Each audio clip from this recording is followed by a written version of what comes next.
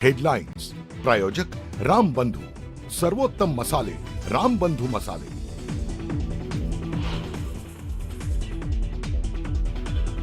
वहिनींचं नेतृत्व बळकट करण्यासाठी चतुरस्र कबड्डी खेळाडू वय वर्ष 80 असताना मैदानात उतरणार आहे, हे मला प्रामुख्याने ठिकाणी सांगायचं। राष्ट्रवादी काँग्रेस पक्षाच्या वर्धापन दिनाच्या कार्यक्रमात तटकरेंचा भुजबळांना टोला।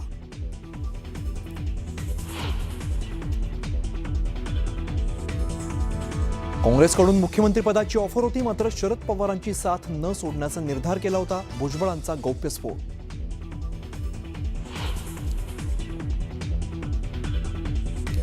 रुपाली चाकणकरांची राष्ट्रवादीच्या वर्धापन दिनाला अनुपस्थिती। चाकणकरांच्या गैरहजेरीवरून राजकीय वर्तुळात चर्चांना उधाण।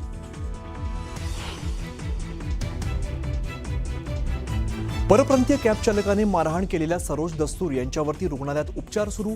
मनसे अध्यक्ष राज ठाकरेंकडून सरोज दस्तूर यांची विचारपूस, तर श्रीकांत शिंदेंनीही संवाद साधत दिलं कारवाईचं आश्वासन।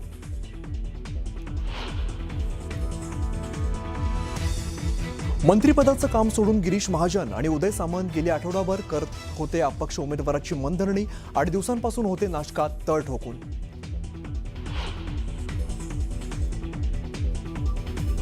नाशिक विधान परिषद निवडणुकीत गोकुळगीतेंचं बंड शमलं। गोकुळगीतेंचं बंड शमवण्यात सामंत आणि महाजन यशस्वी।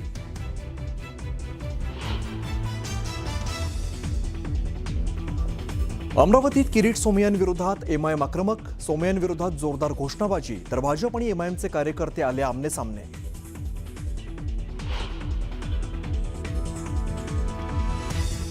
एसटी कर्मचाऱ्यांना राज्य सरकारचा मोठा दिलासा। सरकारकडून एसटी कर्मचाऱ्यांच्या महागाई भत्त्यात वाढ, आता 58% महागाई भत्ता मिळणार।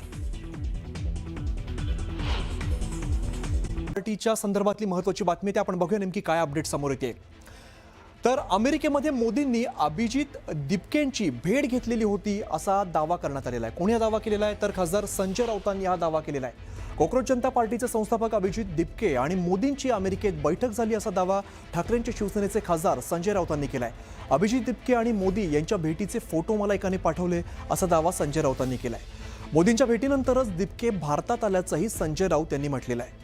अमेरिकेत ही बैठक झाल्याचं त्यांनी म्हटलं आणि राऊत यांच्या दाव्याने आता चर्चेला उधाण आलंय।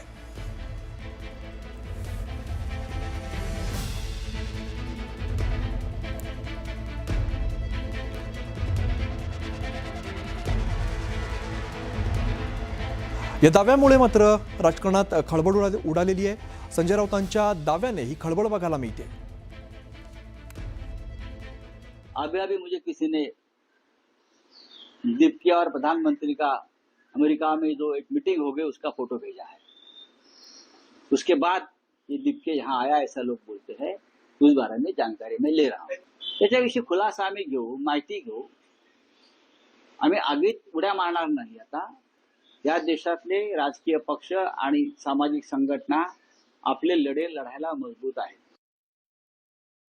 उद्या संजय राऊत असा देखील दावा करतील की आदित्य ठाकरे आणि पंतप्रधान नरेंद्र मोदीजींची भेट झाली आणि ते उभाटा गटाच्या विरोधात कट कारस्थान करतायत असा आरोप आदित्य ठाकरेंवर करायला देखील ते मागे पुढे पडणार नाहीत। ते उद्या असं म्हणतील की उद्धवजी ठाकरे आणि पंतप्रधान नरेंद्र मोदीजींची भेट झाली आणि त्या भेटीतून हे दोघे एकत्र आहेत आणि महाविकास आघाडी इंडी आघाडीच्या विरोधामध्ये उद्धवजी ठाकरे आणि नरेंद्र मोदीजी मिळून कटकारस्थान करतायत असं सांगायला देखील संजय राऊत कमी करणार नाहीत। तर मोदींची भेट घेतल्याचा अभिजित दिपकेंनी फेटाळलेला आहे। राऊतांचा गैरसमज झालेला असून तो फोटो AI जनरेटेड असल्याचं दिपकेंनी सांगितलंय। मला तर म्हणजे खूप हसू येतंय की मोदीजींसोबत माझी भेट शक्यच नाहीये। कारण की जर तुम्ही माझं ट्विटर उघडून पाहिलं तर मी तर त्यांच्या विरोधातच बोलते मागच्या 7-8 वर्षापासून। मला वाटतं कदाचित संजय राऊत सरांची कुठे ना कुठे मिसअंडरस्टँडिंग झाली असेल। AIचा जमाना चालू आहे तर कदाचित तो AI जनरेटेड फोटो असू शकतो। मी संजय राऊत सरांना रिक्वेस्ट करेल की प्लीज तो फोटो तुम्ही पब्लिकमध्ये टाका, जेणेकरून मलाही कळेल की म्हणजे हा फोटो नक्की आला कसं काय, कारण की माझी तर कधी भेट नाही झालेली आहे।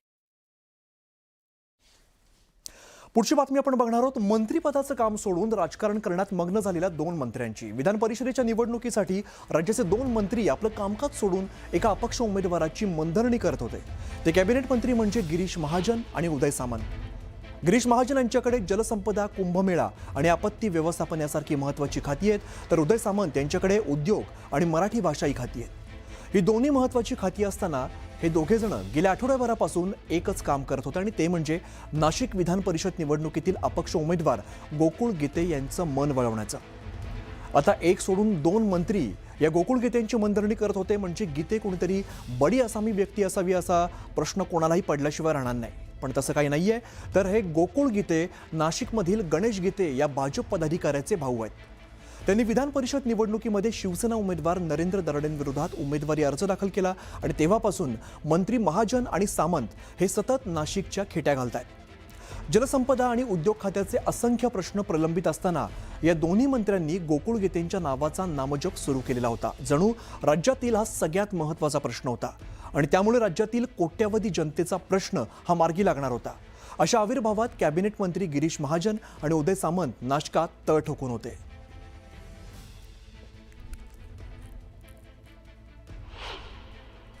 दरम्यान नाशकात कधी कधी मंत्री महोदय आणि गीतेंच्या भेटीगाठी झाल्या, आपण बघूया.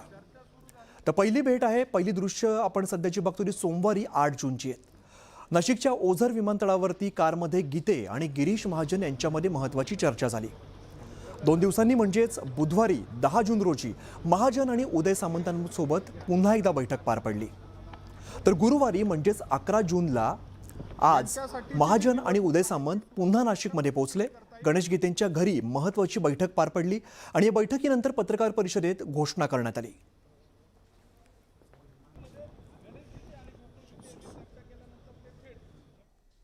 आता सगळ्यात आधी आपण बघूया की महाजनांकडे असलेल्या खात्यासमोर नेमके कोणते महत्त्वाचे प्रश्न प्रलंबित आहेत, पण गेल्या 8 दिवसांपासून ते नेमके कुठे व्यस्त आहेत ते सुद्धा आपण बघूया. तर आपण बघतो धरणांमधील पाणी साठ्यामध्ये मोठ्या प्रमाणात घट झालेली आहे आणि 8 दिवसांपासून महाजन सध्या गीतेंच्या पाठी आहेत. आपण बघतोय खात्याची कामं सोडून मंत्री मनधरणीमध्ये व्यस्त असल्याचं बघायला मिळत आहे. धरणांमधील पाणी साठा कमी झालेला आहे, तर पाणी वाटपावरून ठिकठिकाणी मोठ्या प्रमाणात वाद होताना दिसत आहेत. तर नाशिकमध्ये जाऊन महाजनांच्या वारंवार बैठका सुरू होत्या. कारण काय होतं तर गोकुळ गीते यांची मनधरणी. पाणी वाटपावरती ठिकठिकाणी वाद झाले. त्यानंतर रखडलेले सिंचन प्रकल्प हा सुद्धा अतिशय महत्त्वाचा प्रश्न आहे. त्या संदर्भात अनेक प्रश्न आहेत. मात्र ओझर विमानतळावरती महाजन आणि गीतेंची भेट झाली. तर इकडे कर्मचारी भरती आणि प्रशासकीय प्रश्न हे मोठ्या प्रमाणात समोर आहेत. मात्र मुंबईत राहून सुद्धा गीतेंच्या नागदुऱ्या ज्या त्या काढल्या जात आहेत. गोकुळ गीते हे अपक्ष उमेदवार होते, त्यांनी अर्ज भरलेला आहे आणि त्यांची मनधरणी सुरू होती.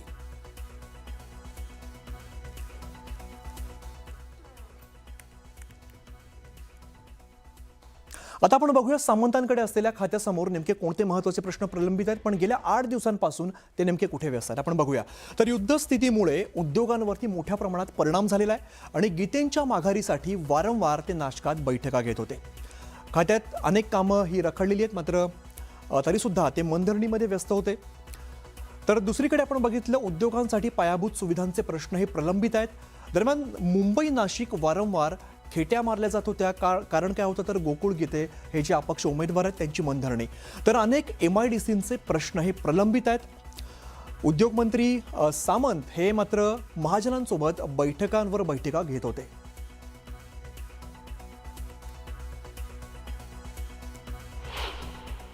चार 5 दिवस झाले नाशिकला येऊन जाऊन होते. दादा या ठिकाणी आहेत, सगळेजण आम्ही सगळ्यांनी या ठिकाणी प्रयत्न केलेत. माननीय मुख्यमंत्री महोदयांकडे बैठक झाली. गणेश गीते, मी त्या ठिकाणी तो, निलेश बोरा त्या ठिकाणी होते. नंतर शिंदेसाहेबांकडे पण 2-3 बैठकी त्याची भेट गणेश गीतेंनी त्या ठिकाणी घेतली, गोकुळ गीतेंनी घेतली आणि त्यानंतर मग आज निर्णय झालेला आहे. नाही, आमचं काम तर चालूच होतं. यांचं MIDCचं सुरू होतं इथे आणि माझं कुंभमेळ्याचं काम तर रोजच सुरू आहे.